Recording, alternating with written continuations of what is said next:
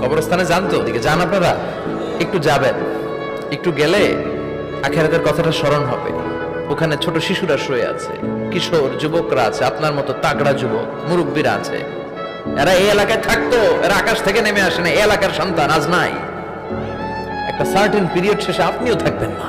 This is the nature of life, this is the circle of life. ছোট্ট শিশু হয়ে এসেছিলেন, শৈশব, কৈশোর, যৌবন, প্রৌঢ়ত্ব। আগে ছিলেন সিঙ্গেল, বিয়ে করে হয়ে গেলেন ডবল। এরপরে আল্লাহ আপনাকে একটা মেয়ে দিল, এরপরে মেয়েকে বিয়ে দিয়ে শ্বশুর হলেন, এরপরে ওই মেয়ের ঘরে সন্তান হতে নানা হলেন। আর কতদিন? অনেক দিন হলো তো, অনেক লম্বা সময় পেয়েছেন আপনি। Think about death.